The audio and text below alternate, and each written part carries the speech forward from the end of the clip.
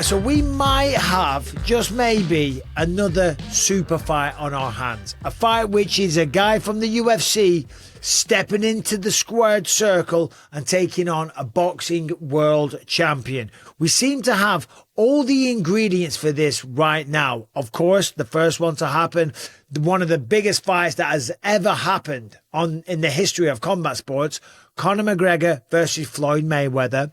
Well, now we've got Conor McGregor 2.0, Ilia Topuria, that is undefeated, that was the featherweight champion, that then stepped up to 155 and became the lightweight champion as well. And that is going to fight Justin Gaethje, who's now the interim title holder, because if you follow the sport of mixed martial arts, you know that Ilia went through some personal things recently. But after he fights Justin Gaethje and, you know, let's say he wins, more than likely, I would pick Ilia in that fight, if I'm being brutally honest. Love Justin Gaethje.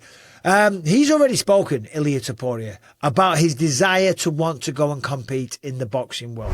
If I prepare for 6 months, like only boxing, bro, put me whoever you want in front of me. His hands are electric. And of course, the power that he has is second to none, right? He's only a little guy, but my God, does he pack a punch, right? He's spoken publicly about wanting to go and fight in the boxing world, okay? And he was even going back and forth with Terence Bud Crawford when he went up against Canelo Alvarez, right?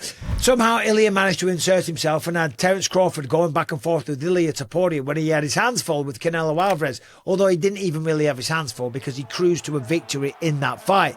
Now, in that fight, I don't know, maybe to add insult to injury, Terence Crawford walked out to Ilia Topuria's walkout music. That annoyed the champ, Topuria, right? And he had a little bee in his bonnet. But since then, he's been distracted. And when he comes back to the UFC, he's going to fight Justin Gaethje. I think that's probably going to be the main event at the White House in June. But then, as I said, he has spoken many times about wanting to fight boxers. And now we have Shakur Stevenson, world champion, WBO, WBC, many other championships in there as well, right?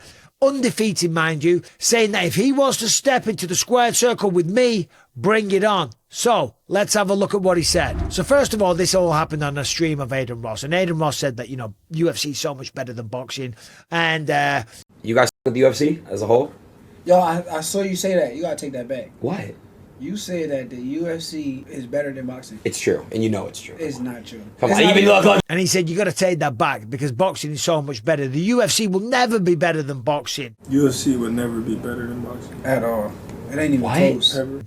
And then Stevenson added, the skill level is different. and yes, the skill level of the boxers against the hands of the mixed martial artists, of course, they are different. They are better. They are boxers because mixed martial arts, when they're throwing hands, they ain't boxing. So it is a little bit different. And I can tell you firsthand that when I have sparred with real world-class boxers, they're a handful, man. They are a pain in the arse. It's hard to hit them and it's easy to get hit. But you know what we do? We'd push them up against the fence. We'd throw a kick. We'd chop their legs down and they wouldn't be dancing around anywhere. Or we'd shoot in a double leg takedown, put them on their arse and just elbow the living death out of them, right? Or choke them out unconscious. I'm going to beat you into the living death. It'd be relatively easy for any half-decent mixed martial arts to take a boxer down. Now, that doesn't mean that boxers couldn't learn those skills, because of course they could, just like we did, okay? But it takes time, it takes effort. So that's the first thing I would say to Shakur Stevenson when he says that the skill level isn't the same. And he's right, in the boxing world, it isn't the same. So then Adin Ross chimes in, he's like, hold on a minute, let me ask you a question. All right, so like, hold on, let me ask you guys a question. You don't think like John Jones would dominate in boxing, honestly? Hell no. And I can answer that question. I don't need Crawford or Shakur Stevenson. He wouldn't. If he stepped over to the heavyweight division right now in the boxing world, John Jones would get beaten, just like the majority of mixed martial artists would. Of course, we had Francis Ngannou have a good fight with Tyson Fury, but then get absolutely flatlined and smoked by every right hand that Joshua threw when he went up against Anthony Joshua, right? And we know that Tyson Fury didn't really show up in weight to that fight. He seemed very, very distracted. He seemed overweight. He seemed a little bit sloppy, okay? and he paid the price. He almost got beaten by a mixed martial artist making his boxing debut. All right, so carry on here. So then Adin Ross says, well, what about Ilia Topuria? And Shakur says, tell him to fight me. Tell him come fight me. He's a crazy boxer, bro. I don't care. Tell him come fight me. Right? Now, as I said at the beginning, this could be the next big crossover matchup. Now, granted, Conor McGregor and Floyd Mayweather, that was lightning in a bottle. Floyd Mayweather, of course, he was 49-0 at the time. He was undefeated. He was Money Mayweather. He was the man. He was the face of boxing for that generation. Okay. And beating McGregor, that would take his record to 50-0. And Conor McGregor, as we know, the 2-weight division champion, the biggest star that the sport of mixed martial arts has ever seen by a long country mile. Okay. Simple as that. So them two going up against one another. They had the world tour that was very, very successful. Multiple cities all over the world. People losing their minds in London, in Toronto, in Dublin, and all kinds of shit, right? The promotion was on the next level. What are you doing with a school bag on stage? You can't even read. And it resulted in over 4 million pay-per-view buys. It was the money fight, and both men made an absolute fortune. And now look at this. We've got Ilia Topuria that, regardless of, we're not talking about the tattoos or the manifestation or the confidence that he exudes or the fact that he is a 145 and a 155 pound champion, just like Conor McGregor was. But this guy's got the hands, he's got the speed, he's got the profile, he's building and adding to that all the time. The man is one of the biggest stars in all of the organization, and he's not even competing right now because they've got an interim champion, right? But he's coming back, and if he beats Justin Gaethje, and that is a big if, and if he does want to go and box, well, guess what? Now the UFC also have Zuffa Boxing, right? So they have the perfect platform. They're putting on fights every week.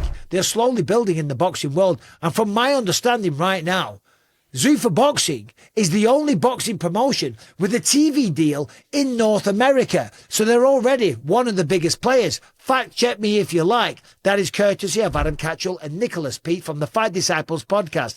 That's what they told me, right? They said Zuffa Boxing is the only promotion with a TV deal in North America. Right? So those guys know their boxing, okay? That's what he said. So they've got the platform. They don't need to go off and use other promoters. They do it themselves already. They've just got to sign Shakur Stevenson. And to be fair, he's not a Floyd Mayweather. When you look at the record, the man is 25-0, 11 knockouts. And when it comes to the championships, WBO featherweight champion at 126 pounds, mind you. WBC super featherweight champion at 130 pounds. And the WBC lightweight champion at 135 pounds. And the WBC junior welterweight champion at 140 pounds. Now, Topuria is at 155. Shakur Stevenson said that when he was doing that interview, he's walking around, well, he fights at 140. That would lead me to believe he's probably 155, something like that. If he's that much better and the UFC guys are so crap and the skill level just isn't the same thing, then maybe you can even give up a few pounds and both guys can step in a ring for Zuffa Boxing, okay? Both guys can make an absolute goddamn fortune, and Ilia Topuria might just go out there and, unlike Conor McGregor versus Floyd Mayweather, might knock this guy out. Because I tell you what, I would never bet against Ilia Topuria in any kind of combat situation, right? Maybe I'm wrong. I haven't watched too much of Shakur Stevenson. I can't lie. I don't have time to watch every single fight that happens on this planet, right? I watch a lot of UFC. I like a bit of Thai boxing. I like some kickboxing. I like all of combat sports. If it's on, I'll watch it. If I've got time, I'll tune in. If I'm not on the other side of the goddamn world, that is, or flying back from the other side of the goddamn world, right? I'll watch it if it's on and I'm sitting at home in front of a TV. I don't know too much about Shakur Stevenson. Maybe he doesn't have the profile. But is this the next super fight, the crossover fight to happen in the combat sports world? Ilia Topuria versus Shakur Stevenson. What do you think?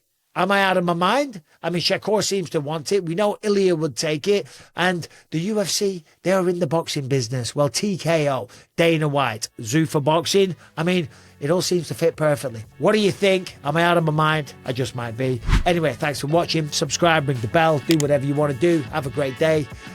Ha! See you next time. Bye-bye.